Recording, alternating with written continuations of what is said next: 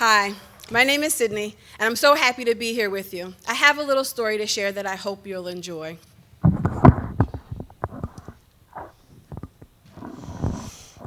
Finally, a moment alone in my office. Well, it's more like a conference room center because it's only used for meetings, pep talks, and the occasional meltdowns by family and staff. I sit down at my desk, get out my long list of to-do when the phone rings. Hello? Hey, how's it going? I have a lot of favorite kids. Which one is that? Oh, Deshaun, you're right. He is my favorite. Well, what happened? This is his fourth placement in 6 months. I know. It's not his fault. It never is. I'm on my way down now. I take the 2-minute walk down the hallway full of supervisors' offices, down through the bank of cubicles occupied by our case managers, where I'm intentional to not answer any questions and get distracted. I see Deshaun sitting off in the corner with his sister and his case manager. But before I can get to him, his sister runs over and says, "Hey, Miss Cydney." Deshaun is really sad. And just as quickly as she came over, she bounced away. See, Deshaun is 6, and he has some language issues, and it's hard for him to express his emotions, and often his sister feels like she has to translate for him. But she knew I knew him and felt like he was in good hands. "Hey, Deshaun, you look sad. Is everything okay?" He looked back, didn't say anything. "Do you want to come with me to my office?" He nods and follows me. We take a different route back to my office. In preparation for the meeting, I set a few things on my large wooden conference room table, things that he would enjoy. Some crayons, some paper, and his favorite dinosaur that he kept in my office. Deshaun and his sister came into care several months ago, and I got to know them better because I took them to school every day.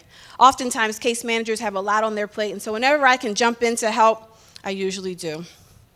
Deshaun and I arrived at the office, sat at the wooden table, and I proceeded to ask him tons of questions, mostly about his friends at school and cartoon characters.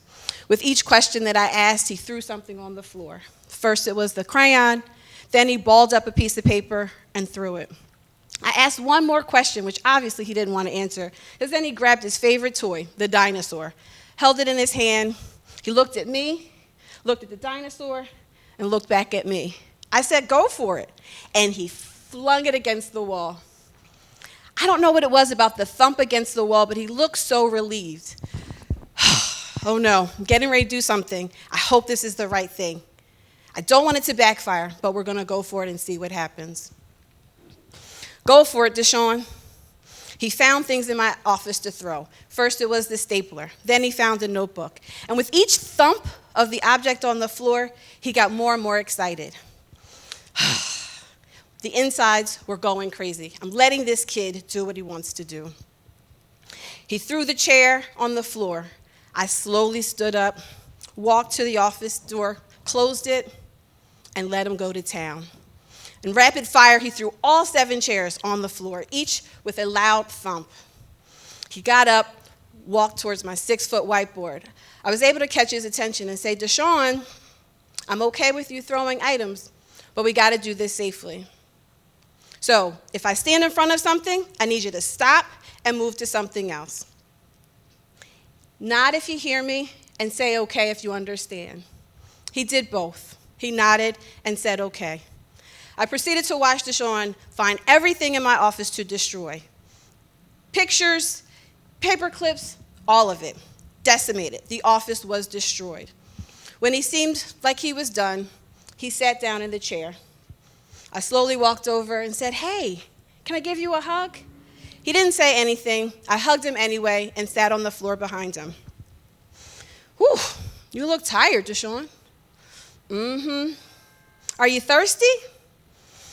"Yeah." "All right, well, let's go get some water." Deshaun and I take the short trip down the hall to a water cooler. He breathlessly drank the cup of water.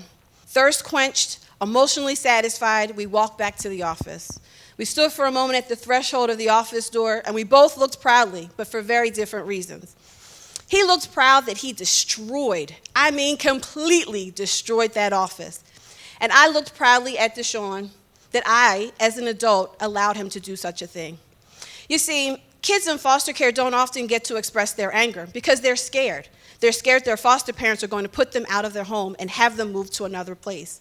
But in this case, I was scared of the anger, but I let him go for it. All right, Dasent, time to clean up the office. Okay.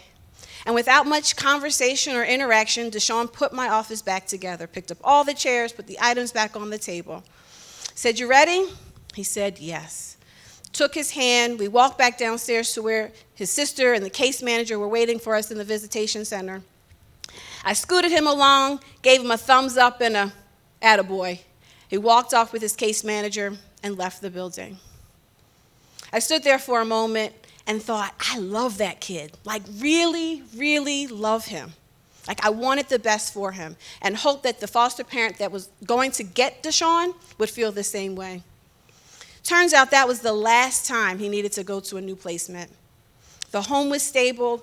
Now, they had their bumps and bruises, and I served as a pep talker along the way. But ultimately, the foster parent did love Dasent the way I did. And I hope that you, too, will find it in your hearts to support kids like Dasent through their times of need.